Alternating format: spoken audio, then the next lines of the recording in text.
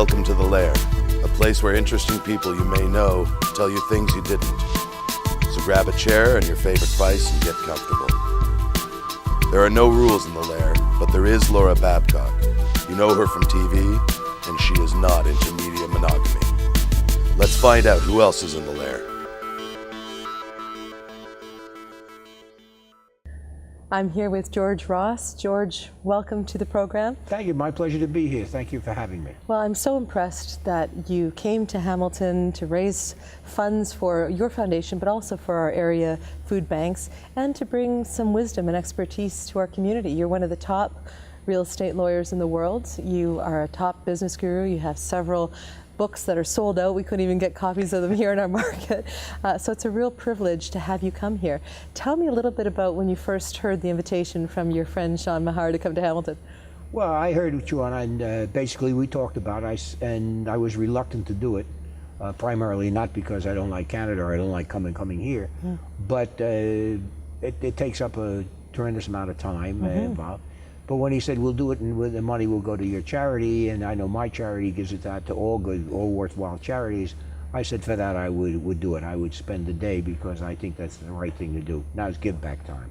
Well, that's an interesting point, because in the US we're seeing a couple of prominent business leaders saying it's time for philanthropy, it's give back time. And some comments that I've seen you make in other media interviews is that, and even one that you did for us here in the Hamilton Spectator, was that you don't think that people are giving enough, that people of means are as generous as they need to be. No, I don't think based on their net worth. I think they're not doing enough. I'm not talking about Warren Buffett and the others, which are in a class by themselves, and Bill Gates. Bill Gates, right. But I'm talking about somebody who's got worth a few $1 million at this, and then got a lifestyle that they're happy with. Why can't you figure out that there's some money I'd like to give to the charity and then put it somewhere where it'll do more good? And it's that group that I'm concerned with. I think they don't. They write out a check, but it's a minimal check based upon what they could. And they really, it's unfortunate because there's so many worthwhile charities at this, whatever you can give. If you can't give money, give time. And I think to get involved with it gives you a wonderful feeling of helping out. And I think that's worth everything, and I don't see enough of it. And you said it's give back time, so is there a pivotal moment for you where you went from the accumulating of the wealth and the influence to trying to give back in a structured way? Well, I wouldn't say, you said pivotal. I don't think pivotal is the right word. What happened, I have a lifestyle I like. To me, being able to buy a Rolls Royce and not buy it is worth more than a Rolls Royce. And I set up enough trusts for my children and what have you, done enough life insurance, and now you finally said, okay, now let's look, what do we have, based on what I'm making, what's left over? And I say, well, what's left over, what are you going to do with it at this? And my feeling is give it to charity. So. Now, when you say it's good enough to know you can buy a Rolls Royce and not buy it, you of course work for Donald Trump, who one would expect would have a gold-plated Rolls Royce if he had the opportunity, right? He's kind of the icon of spending your wealth and living lavishly. Also charitable, of course, but we see his apartment on shows like The Apprentice, which we'll talk about. We see his helicopter, his planes, all the rest of it. For you to say, you know, I could buy the Rolls, I could have the flash, but I don't need to, does that come from your childhood, George? Did you have a time when there wasn't easy wealth for you, and that's why you looked at it that way? Well, there was a time when I didn't have easy wealth, but it doesn't come from that. It comes from, say, you have to figure out what's important. For me, if I do a good job, it doesn't make a difference if Donald or anybody else says you did a great job. I know in my heart if I did a good job, so I'm satisfied.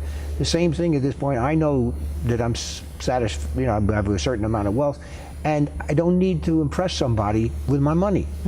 I would rather at that point have some other place to put it, and I don't want to impress them in my charities, and I don't want to impress them with it. I just want to do it. And I don't want the congratulations, I don't want the adulation from them. All I want is to say, fine, hey, I did something for kids, sick kids. Do you think that's a generational thing? Because there has been generational research saying that people that come from your generation, and you just celebrated your 84th birthday, you don't need external reinforcement of your success and value. It's an internal value that you have to work hard, and that's enough. Whereas younger generations, boomers like Donald, they're a little bit more into the trappings of wealth. Well, they are into the trappings of wealth, but I don't know if it's generational. I mean, as far as my children are concerned, they're very philanthropic and concerned. My grandchildren are very much into it. So I think it's something which it goes down from one generation to the next. If the parents are, then the children will probably be, and certainly the grandchildren. But saying saying, really look around you and see how lucky you are. If you know how lucky you are, why don't you then do something to help somebody else? You know, I heard a great expression the other day. You might have heard this. I'm too blessed to stress. I've heard it before. Isn't that a great one? Yes, it is great. Because there's also another analogy out there that if you've got loose change in your car or in your house, you're among the top 5% in the world in terms of wealth. I mean, we really have so much, even with what's going on in the U.S. economy. It's been a tough road for the last 4 years. We're still North America's wealthy. We're wealthy people. And there's, as you mentioned, not just the super rich like Warren Buffett and Bill Gates, but there's a whole lot of people in Canada and the U.S., of business leaders, a lot who will be here at this event tonight, who could find some room to give. So do you suggest that they set up a foundation like you have, or what would be your No, advice? they don't have. Setting up a foundation like I have is easy to do in the United States. It serves no real purpose except I can give money to it. Other people can give money to it, get a tax deduction, and they go out there. But hey, if they want to give money to a charity, fine. That's the same thing. Get the same tax deduction. It depends on the degree of philanthropy that they want to go into. If in fact you want to be very philanthropic and diverse, then a foundation is the answer. You can write out checks to any number of organizations, and you don't have to figure out how much I'm going to give at a particular time. There's no crying need for giving 5,000, 10,000, Right. or what have you. You can basically structure it depending upon whatever it is that you desire and where you desire to be. So yeah, it does give us flexibility, which you don't have as an individual. You have the flexibility to write out the check, but somehow you don't. Yes. If you put the money into a charitable foundation, yeah, I get a tax deduction for doing it, but I have to spend it, I have to put it out. Right. In other words, you can't leave it That's there. right. So that makes you say now whether I like it or not, and I like it, that is that now I have to take the money and I have to put out so much each year. Well, I think of, for instance, the Gates Foundation, you know, and there are other foundations where people take the same approach as you. And once you've got a foundation that's charitable, it probably keeps you always thinking about it and looking for ways to fundraise like you're doing here tonight and to give. So I think that's excellent advice. It's not just saying that there's a need to give, but also maybe a possibility for some people watching this to structure it in a way that they're going to continue to give. Yeah. When we were talking about some of your values in terms of, you know, you don't need someone to tell you that you're a success, you know that internally. One of the reasons why I was so looking forward to meeting you, George, was I was a fan of the early seasons of The Apprentice. I really loved, I mean, Celebrity Apprentice is fun, and I know the ratings are great, and people enjoy watching celebrities go a little crazy and work hard for charity. But the early season of The Apprentice, I always, first of all, it was somebody's real future on the line, so it was exciting. But also, you seemed like a perfect counterbalance to the values that Donald has. You know, at the end of the day, you're both brilliant business people. But I loved your sort of to the point, blunt advice that you would give him. You were sort of the sage voice at the table, you know, and I loved that. Do you think that having his kids on the panel, there's that same kind of wisdom? No, they're much younger. Right. In other words, you look, I know I've been where they have not been where I am. Right. So I have a different viewpoint, and I am much more into balance, I think, than they are. My personal feeling is that if you want to be happy, you have to have balance in your life, and that's work, family, friends, environment, the whole thing. If one area is too heavy, then you're losing something in your other area of life. So, you know, I think it comes with maturity. If you look around, you say, gee, how lucky I am, and now what do I do?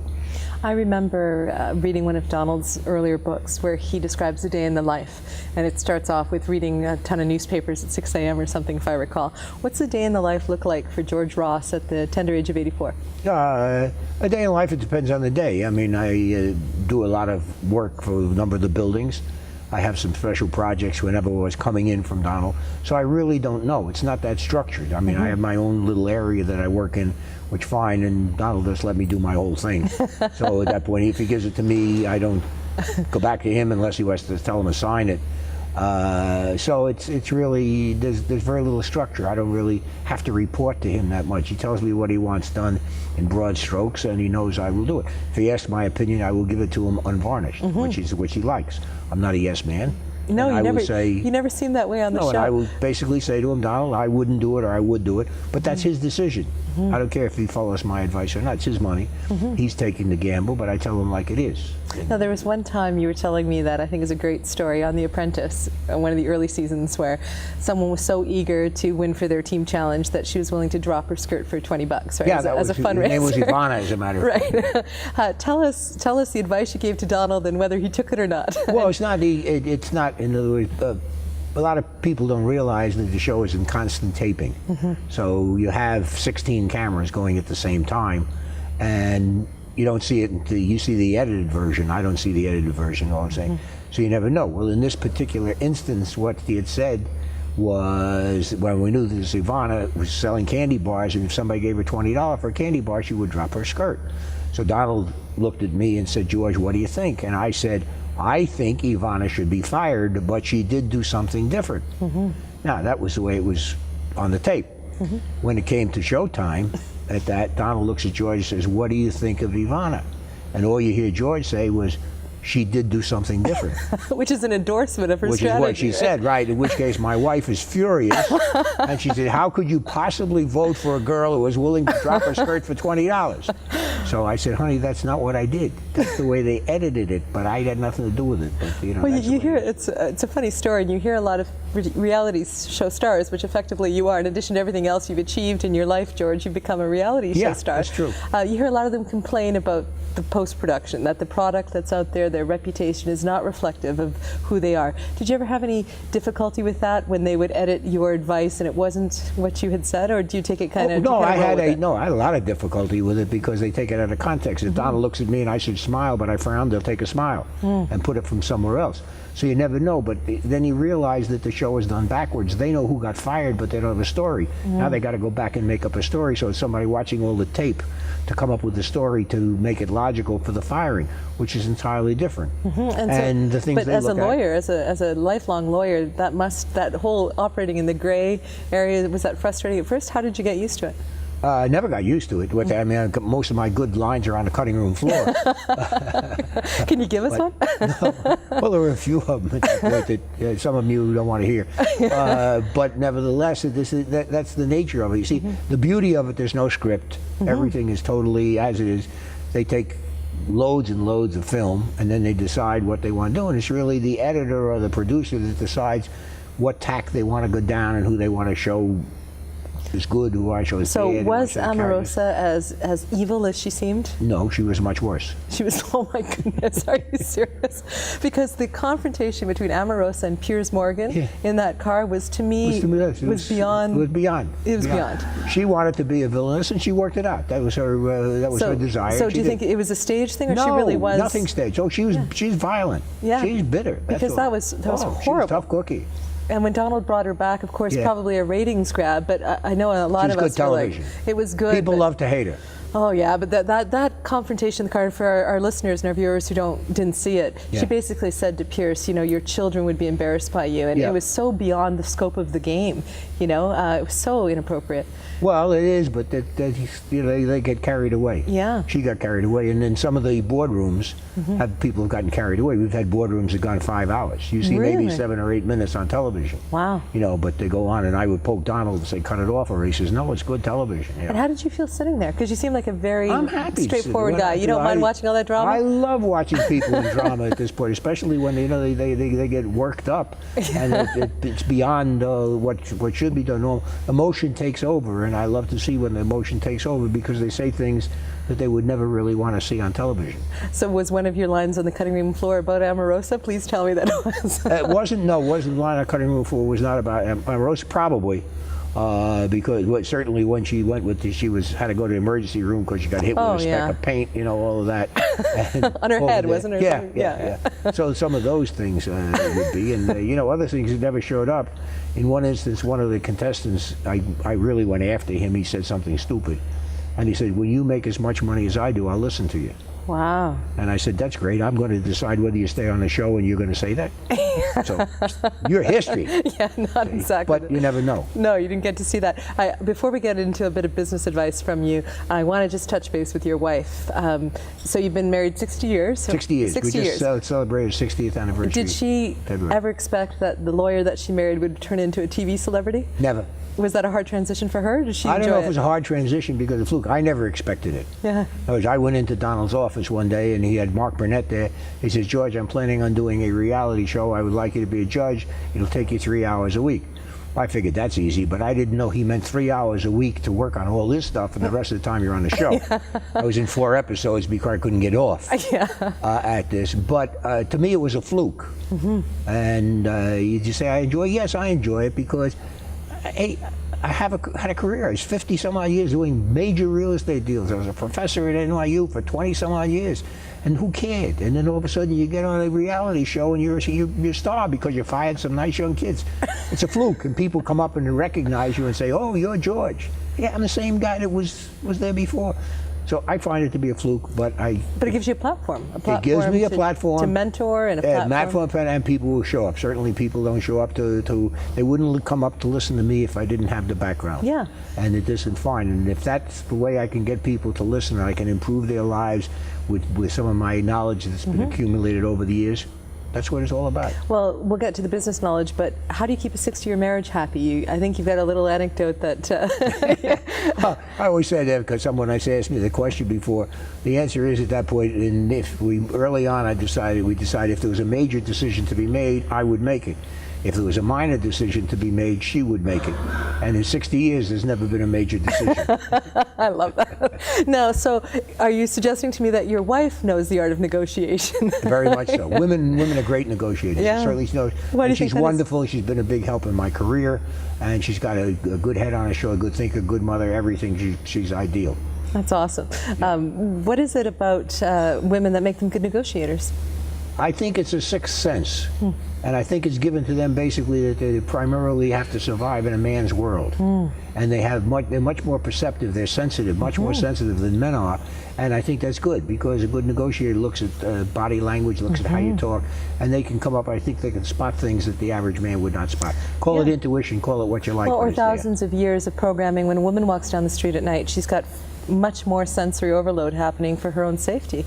Whereas, I often find when I'm out with men, they're kind of oblivious to the surroundings the way that a woman would be. We're always reading body language for dangers as well as other things. That's the answer. They are much more perceptive. So when you talk about negotiating strategies, and one of your books gets into this, some people think, well, if you're dealing with the kind of capital to play with that Donald would or you might, it's a different ball game than for the little guy or girl who's trying to start into real estate or into other kind of business negotiation. Do the same rules apply? These universal rules? The same rules apply. It's still a negotiation person to person. There's somebody on each side. The fact that there's more zeros doesn't lend anything to the transaction. Still the same. People want to feel they made a good deal. They're happy to deal with you. That it was fair. That it was give and take. And that covers every transaction, no matter how small, how big. And that's the same, because a lot of people say, well, I could never do what Donald Trump does. No, you'll never be a billionaire, but you could negotiate on any business level, and certainly if you know what's involved. Some people would think that maybe Donald's style wouldn't be a win-win where everyone walks away happy. They might think that he bullies through the negotiation based on some of his persona. Wrong. That's wrong. It's win-win at that point. If you have a transaction where you got everything you want, walk. That's not where you want to be. You want somebody on the other side to fight and give back, and so that you say, I didn't get everything I want, but I got enough that I can live with and be satisfied. That's important. You have to be satisfied. There's an ego factor in the negotiation, so it has to be satisfied. And that's for every transaction, big, small, up. There's a whole thing. Maybe I have to satisfy my boss. Maybe I have to feel that I got a chance for a promotion, whatever. There's so many factors involved in every negotiation. They're all there, and they have a certain priority. Well, it sounds as though part of your approach to negotiation is a little bit of emotional intelligence of trying to understand the frame of reference of the person you're across the table with. What's going to matter to them? Who are they reporting to? What's their vested interest I see you in read this? my book. Well, because some people just walk up to somebody and they treat it like a cookie-cutter deal, right? They don't care about their audience. They don't do the frame of reference. And I'm coming from a reporter background on this one. When I was a television reporter, we didn't have Google. You couldn't find out everything about somebody in 7 seconds. Now you can. So there's no excuse to walk into a discussion with someone and not think of what their values are beyond just what they're stating. Is it trying to get people to just look at the person as an individual more? It's trying an individual to learn about them. If you don't, you have to know what it is that they like. Behind every negotiation or transaction, there is a story of some kind. Somebody wants to sell. Why do they want to sell? They want a certain price. Why? what's involved from an emotional standpoint. Now, certainly with Google and what have you, and Wikipedia, you got a big advantage because you can Google people and find out who they are, what they want, what they need, and you can get some kind of an idea. Well, they pretty much put their life on Facebook, right? They say this is everything that matters to me. These are all my values. That's exactly right. You know? It's all there, and the same thing. Some of it's the way they want it. Some of it's not the way they want it because people interpret it different way. But you would even know if they were tired coming in the negotiation based on their weekend on Facebook. Absolutely. You know, like it's so much information. It is. It's an overload of information. But I'm more concerned with information comes out as what they did in their business. So find out. Go to the website. Find out what they are, what they have, what character, what deals they went in. Talk to somebody that has already talked to them to get some kind of a feel of who you're involved with so that you can relate to them and end up with a negotiation that's meaningful. It works for both people. So there's a bit of work. There's a bit of research. No, there's a bit of not a bit of work. A lot of work. And people don't do it. No, they don't do it, They don't do it. They just go in cold at that point and they wonder, did I come out, did I do good, not do good? They don't know. Right, they see it as a performance reflecting of their own performance as opposed to, did I walk in there with as much knowledge of the other person? It's introspective rather than focusing on the person across from you. Absolutely. So there was an example kind of this on The Apprentice one time where there was a challenge dealing with the teams had to put something on FM on a new satellite radio station. Right. And you weren't familiar with what the challenge was because you weren't familiar with FM radio or whatever it was. Right. Can you tell me a little anecdote? I think it perfectly puts the anecdote was this really at this point, again, doing something. I've been in radio at this point, a lot of radio stations along the way, but nevertheless the task was that the team had to engage an up-and-coming singer. They had to write a song, have it recorded, and then it was going to be broadcast on FM radio, on XFM radio, satellite radio, and the audience listening to that would vote in which they liked out of the two. Now, even though I've been in radio, I never knew anything about satellite radio. I didn't know. I heard of XFM and Sirius and what have you, but I didn't. So I went on the computer and said, "What is XFM?"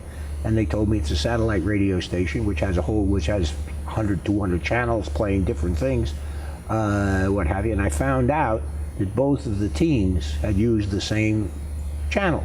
It was XM Cafe.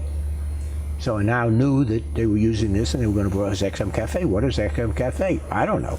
So I go and I ask the computer, what is XM Cafe? And they tell me, well, it's a particular channel on XFM radio where they play alternative rock. And I said, what is alternative rock? I never heard of it. So go and ask, what is alternative rock? And when you say go and ask, you mean you Googled it yourself? I Googled it. You didn't myself. go to a production assistant and say, Google, tell me this. Google Okay. it. What is alternative rock? So I look, alternative rock is a type of music where it's the rock beat, but you can understand the words. See? And it's very popular with Dave Matthews and Wallflower. I never heard, my grandchildren like Dave Matthews. I never heard of Wallflower. So now I had this, and I knew a little bit about what was going on, or at least I had some information. So when we went on the set, and the two losers are there, and Donald looks at me and says, "George, why did they lose?" And I said, "Why did they lose? They took an R&B singer, tried to teach him alternative rock, and he didn't sound like Dave Matthews or Wallflower."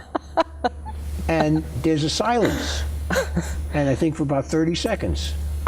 And I look at the two contestants, and they look. Carolyn Kepcher at the time looks like this, and Donald looks. And finally, at that point, we break it up. Donald says, "Well, George was in radio. That's how he knows this crap." So, but I was there, I was there sitting, like I was. This is every day. But this is what I'm saying, right? Is that some other people? There was a recent television host, Kathy Lee Gifford, who interviewed a Canadian celebrity, Martin Short, asked him about how his marriage was so successful, and his wife died 2 years ago, right? Yeah. Didn't do the research herself. Certainly, maybe didn't have a good production team working with her. But here you are, a star of the program, and you're doing your own research to make sure you clearly understand. I mean, it's that kind of work ethic, don't you think, George, that sets you apart? No, but it's very important that you get something about an intermediate translator at this, that you can look at things that you think are important. Somebody's reading for you doesn't think it's important. Right. So, for example, I went to Clemson, South Carolina at this point. Somebody said, well, how did a northern boy go to Clemson, South Carolina? But for somebody, that would be important. For somebody else, well, he went to college there. You don't know what's important as a factor. And so you have to do your own work. You do your own work and then figure out which one would make you most receptive with the other side that you come down. So you find some common bond which would establish a relationship that you're satisfied with. Somebody wants to deal with you. Yes, you've read something about it, hurt. Now you don't say, I read about this. Right. Right? You don't say, I read about this. You go at that point, do whatever it is that you've done. One of the tricks I used to do, not really a trick, but before cell phones and what have you, if I was dealing with somebody I didn't know, at that, I would find some reason. I say, do you mind? I have to make a private telephone call. Can I use your office? That's great. And they'd say, of course. It's a whole frame of reference sitting right there. Of course. Now I don't have to make a telephone call. I want to see what they have on their desk. I love you see? I want to see what they have on their desk. They have a golf trophy. Yeah, right. Do What they have matters? a picture of 3 young girls. Yeah. Right? Or they have a picture of a beautiful woman. Do they have a baseball bat? What do they got? That's great. So now, now we now meet face to face, I have a frame of reference. Absolutely. It's brilliant. It's so brilliant. I said, really, at this point, gee, I don't know about you, but I love to play golf. Do you love to play golf? Well, I've already seen the guy's got a trophy. Did you have a hole in one? It says hole in one in there. So now we're bridging the gap. But I think it's friends. that. I mean, we've established that you're a hard worker and you're going to do your own work. You're not going to, because somebody else doesn't know what's important. You do. But it sounds like you must care about people too, not just, as we said, a successful negotiations conclusion, a win-win, but the actual individual. To take that extra effort to find the frame of reference and that bond, that common denominator, isn't just clever negotiating skill. People can tell when it's completely inauthentic. They can tell when you're just selling them on, right? Yeah. So what I'm getting at is, with all your success, George, you must be able to communicate, as you have with me since I met you today, a sense of warmth and interest. Is that key as well? No, that's it. They feel that you're a nice person to deal with it. You could do something. If you had a problem came up, you would be responsive. If they had a problem or you had a problem, that you could go back to them and the door is open, responsive. So it's a character because thing. they like you as a character. They feel comfortable with you, albeit you may have driven a hard deal or what have you, but still, you're a nice person and they'd like to do business with you. Okay, you made a tough deal, but I'm satisfied. And as an individual, I like you. So relationships are still paramount. Oh, because absolutely. I imagine a lot of young people who want to be as wealthy as you and as successful someday think, I'm going to go in there hard, I'm going to win, I'm going to, but you're saying it's about building the rapport, the relationship, the fact that we've had this negotiation, but I'm there for you if something else comes up, or I'll be responsible to the deal and the terms and all of that. That's an issue of character. Do you think there's enough of it? It's an issue of character, and it's also an issue where you shouldn't stereotype people because of their background or because of where they are or what they are. No. And I always say at this point, the people you meet on your way up, you're going to meet on your way down. So you have to be nice to all these people. You never know where they're going to show up in your life, and therefore the smallest person, you have to go and you have to basically not cater to them, but establish a rapport, a relationship. They will never forget it, and you don't know how many people they'll talk to. Whereas if you snub somebody, then that person that you snub talks to all their friends and everything. So not a nice person to deal with. Do you think that today's MBAs or today's articling students or today's young professionals get that? Do you think they get that? No? No, I think that they've lost a personal touch. And this is one of the things I try to, when I teach or I lecture, basically there is a tremendous difference between the academic world and the business world. And the business world is governed by relationships as much as it is knowledge. The academic world is knowledge. So if you don't know how to deal with people, you'll never be successful. What a great lesson. You could make a lot of money, but you'll never be successful. And that's an important distinction. Yeah. Right? Because people don't necessarily make that distinction. They think money equals success. There's a feeling, how much money I have. That's the answer at this point. It's because generally speaking, a lot of people view how much money you have as how big a house. So it's way out of bounds. But to me, I look at somebody that's got that tremendous amount. I say, what a waste! Right. Waste of money. You don't need it. Well, like you said, you could buy the rules, but you don't need it. I said, well, why do you need 3 floors? Why do you need a 3-floor penthouse? Right. For you and your wife. I mean, to me, it's why? Sure, if somebody goes in and you show them what you got, all right, so it is, I want to show you all my new toys and whatever else. If that makes them happy, fine. Doesn't make me happy. Matter of fact, I feel sorry for the person. They're missing so much. Take that extra money and put it somewhere that it'd be more good. Well, and you've brought us beautifully around on how we started the conversation, George. Just before we wrap up, I'd like to make it hyper-local for a moment.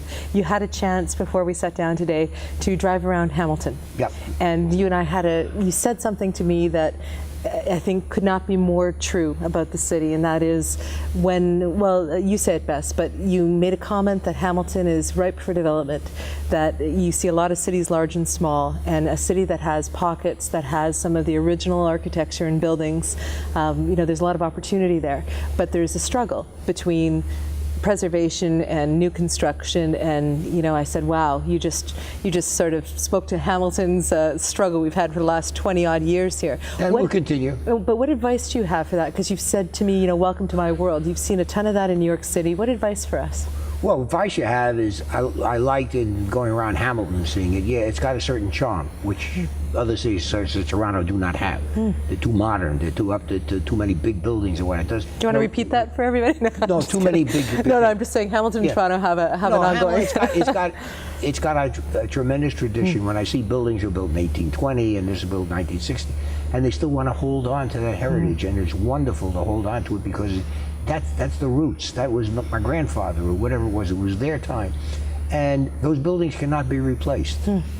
They're irreplaceable. It's architecture or traditional at the time, and it can survive very nicely in areas. There's nothing to say an area has to be stereotyped. It could be mixed. Fine. There's some buildings that ought to be torn down. I don't care how old they are. There are others that you ought to just keep there, rebuild, or somehow fit them into a reconstruction. So keep the facade and build a building behind it. As far as I can see, yes, there are great opportunities in Hamilton. I think a lot of the great opportunities were in the past few years. Anybody who got into real estate in the past few years is going to do extremely well. Because at that time I get the feeling that when the economy was down and so forth, people didn't want it. They said, now's not the time to invest because it's going to get worse. The smart people went in and said, now's the time to invest even if it gets worse. It's going to get better over a period of time. And that's Build, real buy estate. low, sell high. And that's real estate. Yeah. Real estate at that point runs in cycles. If you have enough money and time to outrun the cycle, you'll be ahead of the game. You know one thing, it's going to be worth more at the end than it was at the beginning if you hold it long enough. So it's about being in for the long term. It's about riding out some of those cycles. Not the long term. Depends on the nature of the investment. If you go into a certain type of real estate, you say, fine, I'm going to take a one-family house and build it and sell it. Good, that's a year tops. All right, you figure a year. On the other hand, I'm going to build a 4-story apartment house and rent it out, and I'm going to keep that forever and pass it on to my children. That's forever. So you figure that's have a different time frame. So but every transaction should have its own time frame and its own story and its own unique. It depends on where it is and what have you. So for Hamilton, you see real opportunity here for the city? Oh, absolutely, absolutely. There are areas I think they're bringing. What do I look at? I look at areas at this point. There are areas that we pass through where the buildings are old but they're well maintained. So that there's a certain pride of ownership. I don't care who owns it at that point. That they're properly maintained. I didn't see anything in the way, but that may be where he drove me. But nevertheless, there are other areas which are not there, but ultimately will be. It only takes one person or one structure for people to get the feeling this is going to be good. And we have that in Hamilton, a much fought over building near here, the Lister Block. We're in Leona Station now. That building is also owned by the same people who own this building. And after 25 years or so of it being an eyesore downtown, it got fully restored to its former glory. And now it really is that kind of beacon for renewal that you're suggesting. It can take one project like that. Before we leave, there is something that you're doing for Hamilton beyond just sitting here with me and giving this advice and the audience at Leona Station here. You're also mentoring in a project, the kind of project that's going to help with that renewal. Can you tell me a little bit about? Well, yeah, I mentor a project for Sean Mayer's got a project which I mentor. I mentor a lot of people all over the United States. And that's one right here in Hamilton, in Corktown area, New York style. Right. You should take and the benefit of my experience. I'm not from Hamilton, but the experience is basically the same. Here, you're taking an area which had its own history or has its own history and saying, I'm going to improve it or do this, what do you think? And dealing with the people or dealing with the banks or whatever it is at that point, what's the best way to approach it? Well, it's the same in any city at this point. There are pockets in New York, pockets everywhere, and the philosophy is the same. So for someone who hasn't had the experience that I've had, they don't know how to attack it, and they come to me and say, what would you do? And I give them the best of my advice with one caveat. I'm not responsible if it doesn't work. Same caveat that you give to Trump. That's correct. Well, you know, we've had, for a long time, we've had a friendly rivalry with Toronto. Both of our cities have our storied pasts. So the fact that you made that comment about what Hamilton has to offer, I think you're going to be an honorary Hamiltonian going forth, George. It's okay with me. Thank you so much for coming to Hamilton You're and talking welcome. to us. I'm glad to be here at that point. I'm very much impressed with your city. Well, thank you. It's been a lot of fun.